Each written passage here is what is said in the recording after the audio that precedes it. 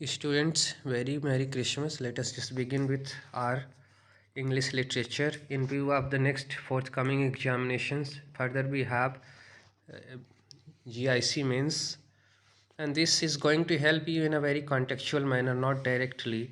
So, beginning with Greco-Roman civilization BC, ancient Greek is divided into three periods, which is archaic, classical, and Hellenic.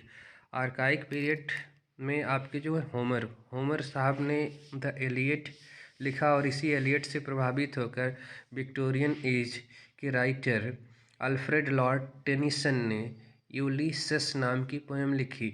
Victorian age की बात करें students तो इसकी दो तिथियां निर्धारित होती हैं। There are two dates. First date जो है 1832 से 1901 मानी गई है और दूसरी डेट जो है 1837 से लेकर 1901 मानी गई। Now coming to the next class, Odyssey is another book by Homer. Now the classical period की बात करें तो थ्री ग्रेट ट्रेजिडियन, तीन महान दुखांत लेखक इस युग में जन्म लिए थे, एक्लिस, सोफोक्लीज एंड यूरिपिडीज। इस समय ओल्ड कॉमेडी की बात करें तो अरिस्टोफेन हुए थे। अरिस्टोफेन को फादर ऑफ कॉमेडी भी कहा जाता है। न्यू कॉमेडी की बात करें तो न्यू कॉमेडी में मियांडर थे। फिलोसोफर की बात करें तो इसी युग में प्लेटो महोदय का जन्म हुआ।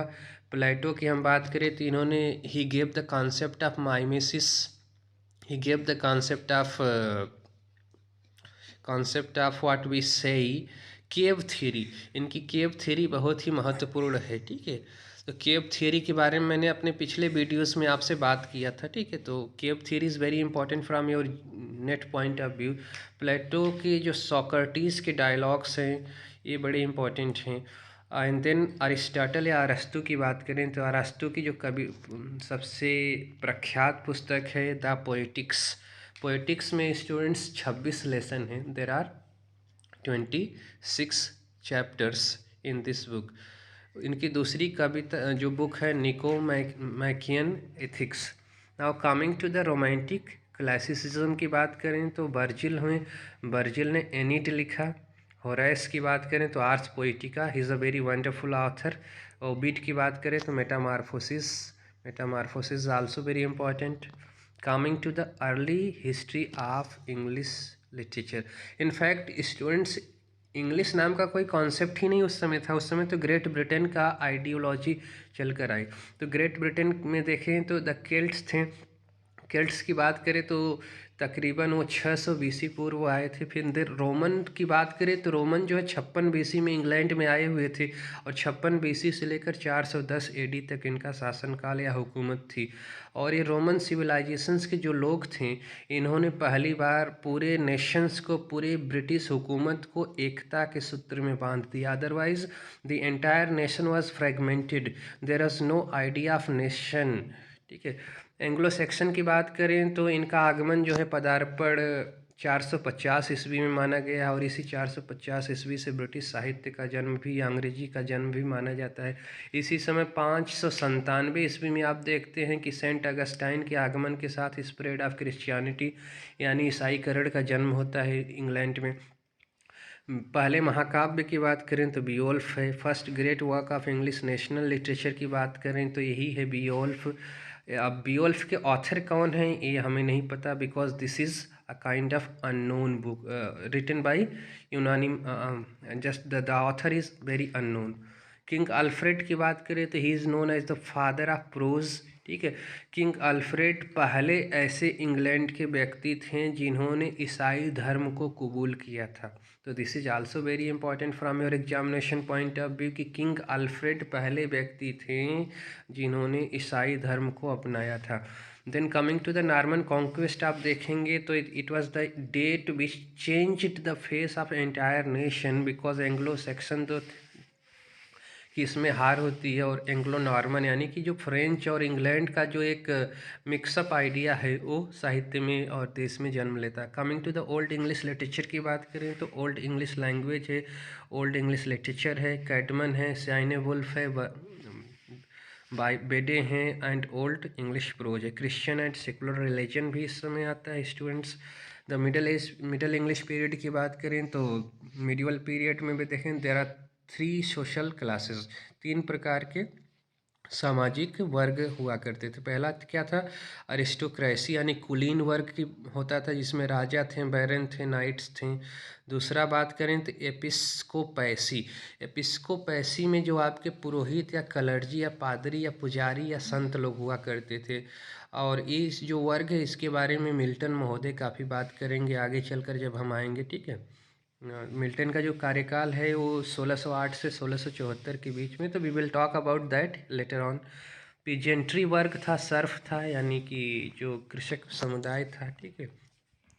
उसके बाद देखें तो क्रूसेड हुआ, क्रूसेड बहुत ही इम्पोर्टेंट रोल अदा करता है, ठीक है, धर्म युद्ध जिसको कहते हैं। लेट मिडिल इंग्लिश पीरियड की बात करें तो ग्रेट फेमिनिन है स्टूडेंट्स, ग्रेट फेमिनाइन जो है मतलब महान, जो सूखा पड़ा हुआ था, जो देश में दरिद्रता आई हुई थी, 1315 से 1720 ईस्वी के बीच में आई थी। एक बहुत ही महत्वपूर्ण तिथि है, डेट है, जिसको हम अक्सर भूल जाते हैं या एग्ज़ाम में पूछ लेता है, और वो है that is black death. Black death है जो 1348 में आई थी स्टूडेंट्स, और 1348 में आप देखेंगे 8 साल पहले अगर आप जाते हैं तो 1340 के आसपास अंग्रेजी साहित्य के महान पहले राष्ट्रीय कवि जिनको की पदवी दी गई थी, चौसर का जन्म होता है, ठीक है। 100 ईयर्स वॉर की बात करें तो इस समय 100 ईयर वॉर्स भी शुरू होता है 1337 में, यानी कि चौसर के जन्म के 3 साल पहले, जो कि 1337 से लेकर 1453 तक चला हुआ था। और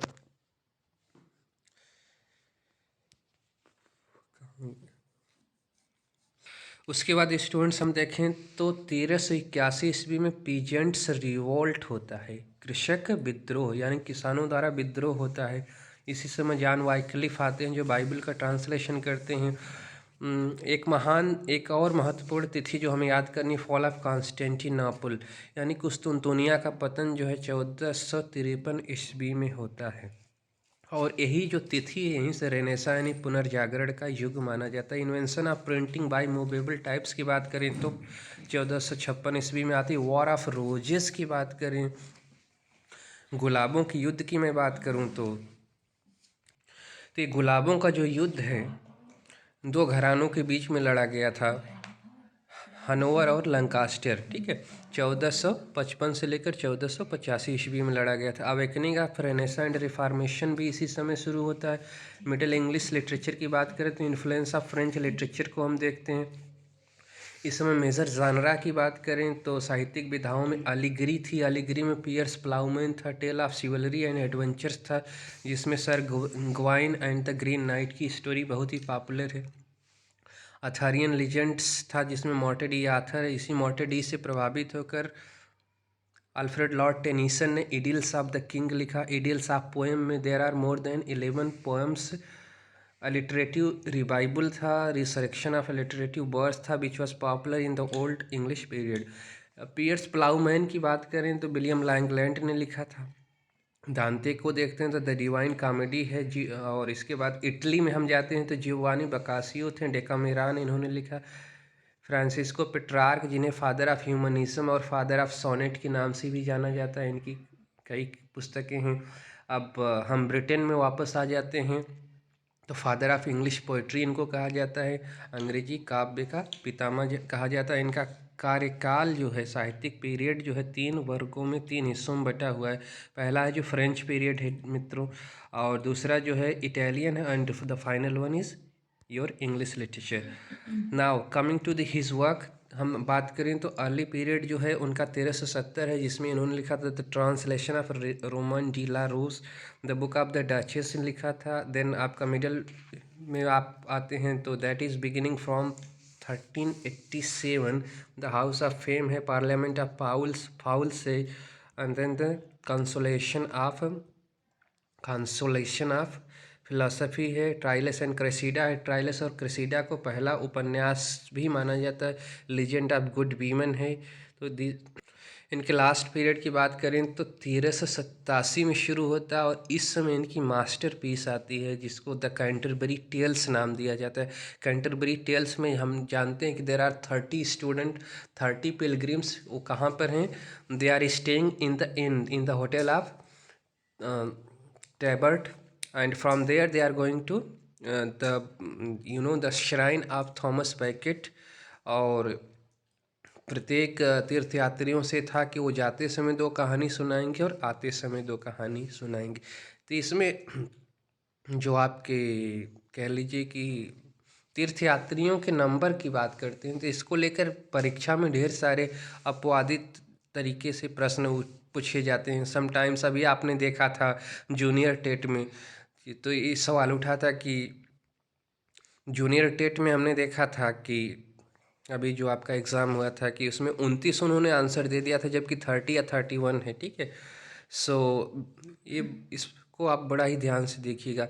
बिगिनिंग विथ नाइट्स टेल, ये कहानी जो है नाइट टेल से ख़त्म होती है और पार्सन से ख़त्म होती है। तो एक प्रश्न यहाँ से भी बनाया जाता है। 23 पिलग्रिम्स टेल स्टोरी, कितने लोग कहानी सुनाते हैं, अगर ये सवाल आता है तो 23 पिलग्रिम से 33 तीर्थयात्री, 24 कहानियाँ सुनाई जाती है। उसके बाद विलियम लैंगलैंड आते हैं, विजन ऑफ पियर्स प्लाउमैन इन्होंने लिखा। जॉन गॉबर आते हैं, जॉन गॉबर ने स्पिकुलम मेडिटेंटिस लिखा, वॉक्स क्लामेंटिस लिखा, कन्फेसियो एमेंटिस लिखा। ग्रेट वावल शिफ्ट भी इसी समय आता है। ग्रेट वावल शिफ्ट को इस समय हम डिफ्थॉन्ग्स के नाम से अंग्रेजी मतलब इस समय इंग्लिश लैंग्वेज में जानते हैं। Change in the pronunciation of vowel that mark the transition from middle into modern English. और इसी समय एडवर्ड आल्बी साहब ने इनको कहा कि फर्स्ट ग्रेट मॉडर्न पोएट। चौसर के बारे में इन्होंने क्या लिखा है कि पहला आधुनिक कवि था चौसर। थॉमस मालोरी की बात करें तो ली मॉर्टेडी ऑथर है। ओरिजिन ऑफ ड्रामा की बात करें तो मिस्ट्री प्लेस है, मिरेकल प्लेस है, मोरालिटी प्लेस है। टीडर डायनेस्टी की बात करें स्टूडेंट्स तो रेनेसा ह्यूमनिज्म है, आइडिया ऑफ एजुकेशन है। इंपॉर्टेंट फिगर्स की बात करें तो रोजर एशाम है, सर थॉमस एलियट है, डेजिडेरियस इरास्मस है। इरास्मस की द प्रेजेस ऑफ फोली बहुत बार आपको एग्जाम्स में पूछे जा चुके हैं। डच ह्यूमनिस्ट की बात करें एंड स्कॉलर्स की बात करें तो इस समय आपके ये सारे लोग थे, ठीक है। और जॉन स्केल्टन की बात करें तो स्केल्टोनिक वर्स इन्होंने लिखा, बुक ऑफ फिलिपी स्पायरो लिखा था। एक और यहाँ पर सवाल स्टूडेंट्स जो आपको यहाँ से अक्सर उठाया जाता है कि ठीक है, व्हाट इज़ रेनेसा ह्यूमनिज्म।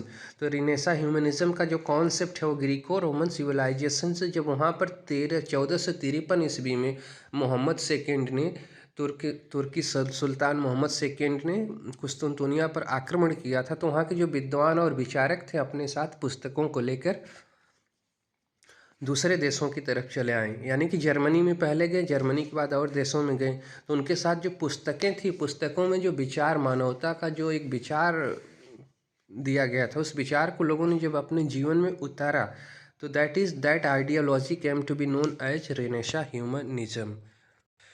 उसके बाद आते हैं सर थॉमस मोर, ह्यूमनिस्ट इनको कहा जाता है, courtier and lord chancellor of king Henry eight. सम्राट हेनरी अष्टम के दरबार में यह कोर्टियर थे, लॉर्ड चांसलर थे, ठीक है। इनके बारे में ढेर सारे अपवाद हैं कि because he just denied to accept the to right in the favour of the kind of divorce he was going to the queen. तो उसके बाद इनको किस तरीके से आरोपों और प्रत्यारोपों में फंसाकर फांसी पर चढ़ा दिया गया, तो that is another thing students. Utopia इन्होंने लिखा, इनकी बड़ी चर्चित पुस्तक है। एंड ऐसे इन 2 बुक्स है। वाइट सरे founded English Renaissance poetry. White और सरे ने क्या किया था, यहाँ पर सोनेट वगैरह को लाने का काम किया था। सरे introduce blank words from Italian into English in his translation book second and book fourth. तो ये बुक सेकंड और बुक फोर्थ ऑफ एनिएट जो है, इसको स्टूडेंट्स आपको याद रखना है। देन उसके बाद हम देखते हैं टोटल्स की मिसलानी आती है। ओरिजिनल टाइटल इसका था सॉन्ग एंड सोनेट, जो 5 जून 1557 को आई थी, जिसमें कुल मिला के 271 पोएम्स थी। सारी क्वेश्चन बड़े ही इंपॉर्टेंट है, फैक्ट याद रखने। First anthology to be published in English literature ये है, टटल मिसलानी है, जो एंथोलॉजी की शक्ल में पहली बार प्रकाशित होती है। उसके बाद आपके आ जाते हैं महान साहित्यकार, जिसे आप पिलर ऑफ इंग्लिश लिटरेचर के नाम से भी कह सकते हैं, बार्ड ऑफ इवान के नाम से भी जानते हैं, विलियम शेक्सपियर। विलियम शेक्सपियर के बारे में स्टूडेंट्स हम जितनी बात करें उतना ही कम होगा, क्योंकि इनके लिए एक अलग से वीडियो हमको लाना पड़ेगा। रेन ऑफ द क्वीन, इस समय इनके ट्यूडर वंश की जो आखिरी राजकुमारी हुई थी एलिजाबेथ फर्स्ट वो इनके शासनकाल में थी। इनका फर्स्ट फोलियो बात करें तो 1623 ईस्वी में आया था, जो हेमिंग्वे और कॉन्डेल के द्वारा लाया गया था। इनकी सोनेट की बात करें तो 1609 में थॉमस थार्प ने पब्लिश कराया था। और इनकी सोनेट जो कि 154 उस समय आई हुई थी, तो उसमें डार्क लेडी का कॉन्सेप्ट जो इन्होंने दिया था। तो इस पे ढेर सारे प्रश्न उठते हैं कि डार्क लेडी कौन है। तो मैरी फिटान थी। मैरी फिटान के बारे में ढेर सारे बातें करी जाती हैं। कुछ लोग कहते हैं कि she was just a kind of William Shakespeare was having a kind of affair with that lady. तो वी आर नॉट गोइंग, हम इन सब विवादित चीज़ों पे नहीं बात करते हुए बस हमें ये याद रखना है कि डार्क लेडी कौन थी। तो मैरी फिटन थी, ठीक है। और मैरी फिटन को इन्होंने कितनी पोएम डेडिकेट किया, तो 26, ठीक है। तो स्टूडेंट्स ये भी आपको याद रखना है कि 26 पोएम जो है इन्होंने उस डार्क लेडी को डेडिकेट किया है। Now now just coming to the, हाँ एक चीज़ और आपको ध्यान में रखना कि जब यह 1623 में इनकी फोलियो आई थी तो उसमें 36 थी, यानी पेरिकलिस को नहीं शामिल किया गया था। पहली इंग्लिश ट्रेजेडी की बात करें तो गार्बाडक है, ठीक है, ब्लैंक वर्स में लिखी गई थी, ठीक है। रिवेंज ट्रेजेडी एक प्रकार की है गार्बाडक।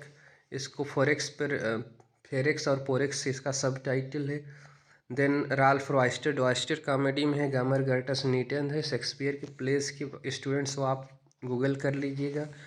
नाउ नेक्स्ट पर आते हैं students, let me just next we will just come to Jacobean age. Jacobean age की बात करें तो किंग जेम्स के नाम पे रखा गया था। जब एलिजाबेथ की मृत्यु होती है तो मतलब who will be the next king, इस पर लेकर ढेर सारे विवाद हुए। तो 1603 ईस्वी में किंग जेम्स गद्दी पर बिठाया गया। स्कॉटलैंड का था, इनकी बुआ का लड़का था और इनको मारने के लिए असफल कोशिश भी की गई थी। जैसे ही गद्दी पर बैठे इसके 2 साल बाद इनकी पार्लियामेंट को बम से उड़ाने के लिए था, ठीक है, गन प्लॉट की घटना भी हुई, बट ये फॉर्चुनेटली सौभाग्य से बच गए। तो 1603 से 1625 की जो घटना है, मतलब जो कार्यकाल है वो दैट इज़ योर